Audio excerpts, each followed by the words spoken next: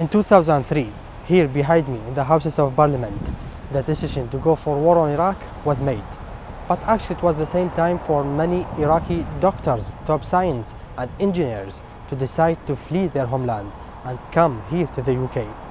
But that wasn't the only time that Britain witnesses Iraqi brain drain.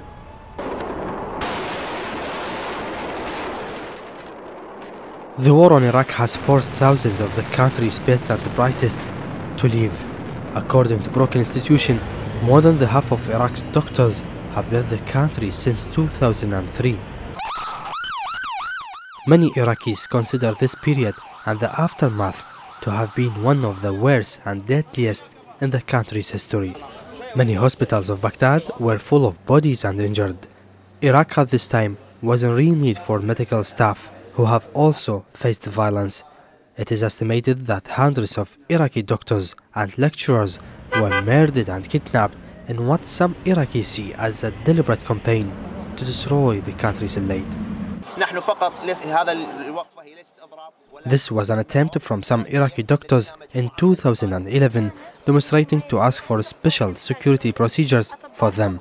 The government agreed to propose a draft to the Iraqi parliament to save doctors' lives, and that included to allow each doctor to have a gun in their possession at all times. The permanent risk of living in Baghdad has prompted a massive brain drain, which is now dispersed throughout other Middle East countries and beyond. The UK has been one of many destinations for those Iraqi doctors.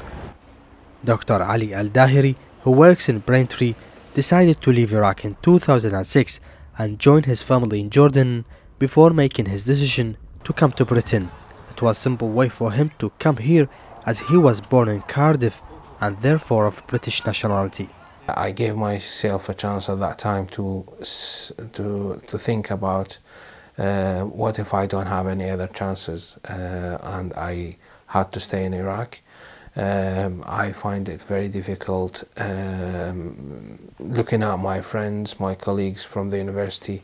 We all were thinking of leaving Iraq and start a new life somewhere else. By August 2006, I left Iraq and I joined my family to Jordan. From this moment, I never felt home till now. Dr. Al-Dahiri had the time to ponder his decision to leave Iraq before completing university, but circumstances drove him to leave immediately. One of my best friends in the university was going back to his house or home from medical city where he works. It was around 8 p.m. and he was stopped by militias. They were asking him about his name, where is he from and what is his religion. And he said to them, basically, I'm a doctor, I was on call shift and I'm going back home. He was too afraid to say that, where is he from, and he never know who are they. After this trigger point, I decided that once I finish my medical school, I will go to Jordan to start with, and then I will think of coming to UK. Dr. Ala Bashir is one of the most famous doctors in Iraq. He's a top artist as well. His house in Baghdad was ransacked and many of his most important paintings were stolen. But this isn't the reason why he left Iraq. Invasion of Iraq was a disaster. Whether it was right or wrong, it depends on where you are standing. One day I was leaving my home. I went to the hospital with the driver. And then we were stopped by American soldiers. We've been asked to get out of the car. We've been searched, and the car was searched also. I can't imagine myself in the capital of my country.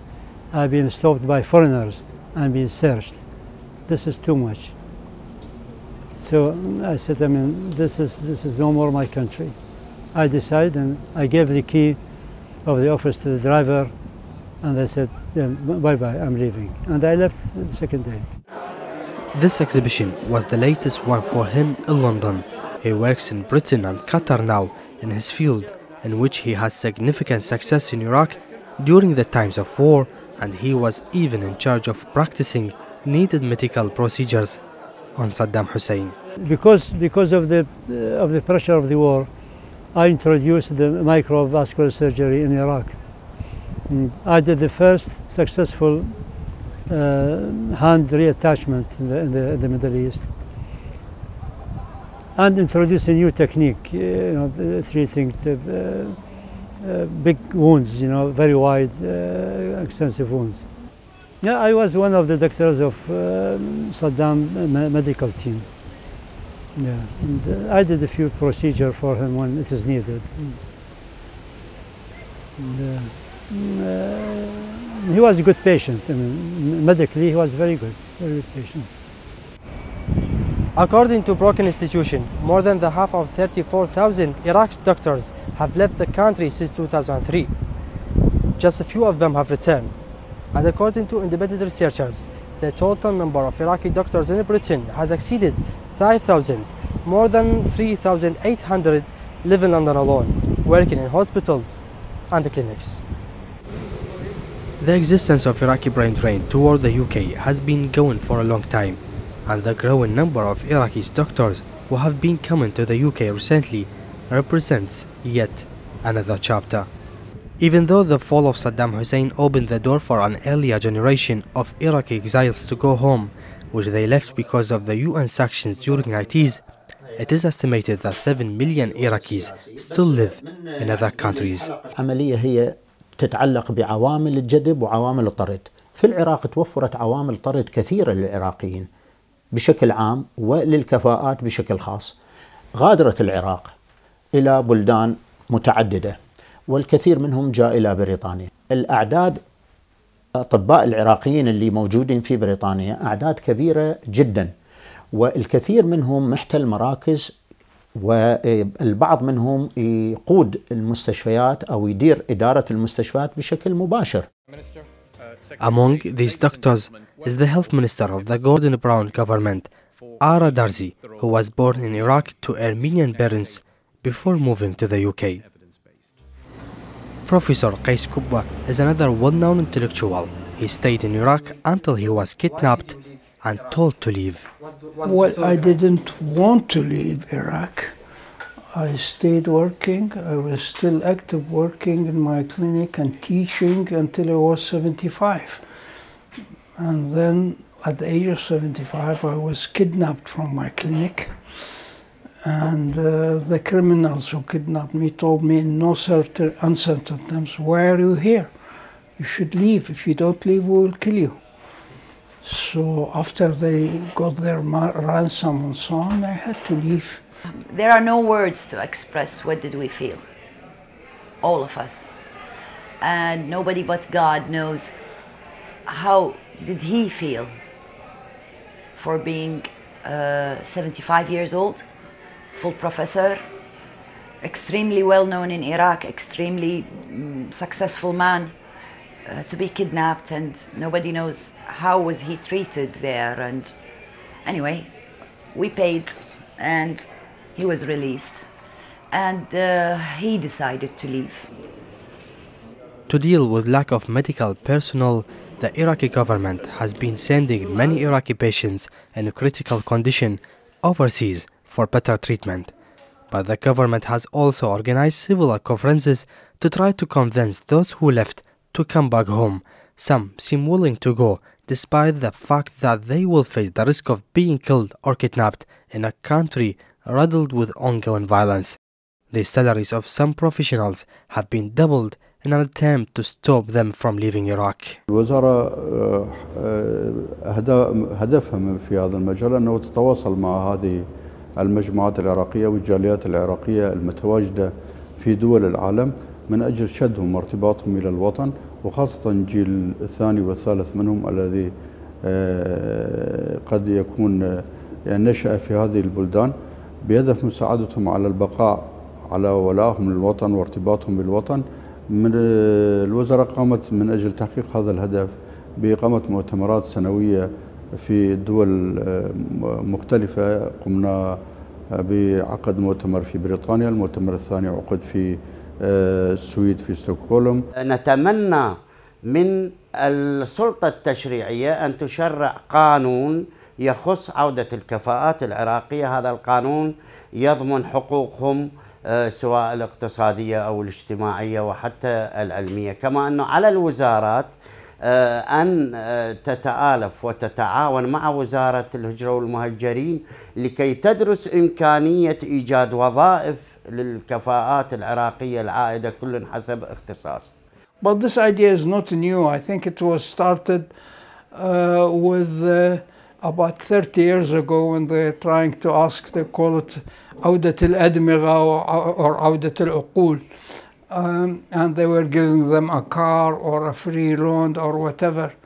And I remember at the time I was talking with a classmate of mine who was in the United States, and he was telling me, well, they'll give me a car. I have 2 airplanes here. What do I do with the car in Baghdad? And you see, people who are really top don't look for a car or a house. They look for a good place for research and for teaching. Now, the Iraqis who settled down in the UK a long time ago brought with them a new generation that is also in the medical field. Dr. Safa Al-Nahar is an example. She has never been to Iraq, but she still believes that there is a chance to work there. I've never been to Iraq, and but that didn't mean that I don't feel Iraqi. You know, I'm proud to say I'm British Iraqi. Our cultures are the same. We speak Arabic, we write Arabic, we used to go to Arabic school. A lot of my friends are Iraqi. That's not to say I don't have other friends, of course. Well, we just feel like, well, there is, you know, when we watch the news and we see what's going on, of course we feel very sad, and we would like to go back and help our country, I think, but it's just at the moment, and for a long time, it's been far too difficult. The future of Iraq with losing his late raised an awareness, and questions need to be answered about the size of the vacuum that qualified people left behind after leaving. I don't think that those people will be replaced. However, Iraqis are very good in keeping up with knowledge and everything. If you ask me, I will go back one day. I won't live all my life here. I will go back one day when the situation is better. الدول النامية بشكل عام والعراق بشكل خاص لما يروح من عند الكوادر، سواء كوادر طبية أو هندسية أو غيرها كفاءات علمية، يصير خلل. وهذه من أكبر المشاكل اللي تعاني منها دولنا، إنه تأثير مباشر على خطط التنمية وبرامج التنمية. البلد ما يقدر يقاوم ويمشي. There are many young emerging doctors. Some of them, they're really good. If they were given the opportunity, you know, they're very good, extremely good. My philosophy in life, we advance in time. If we spend time looking back, you will lose the future, you know, and at the same time, you will never go back. So it is a waste of time. I try to look forward, and especially in my age, there is no time even to waste. What your decision of going back to Iraq will depend on? No, no, now it's finished in my mind. You know, I live in this country, in England, and I will continue living here. So the decision of going back home will be made individually. But what's happening in Iraq today will always maintain the door open for the Iraqi elite to flee, or at least it will discourage those brain drained from returning, especially when life for those who left has improved in many ways. The question will always be if the Iraqis have the ability to build a new civilization and to recover from violent past that has destroyed its society. Until this question resolved, the problem of Iraqi brain drain will continue to further deter the situation in Iraq.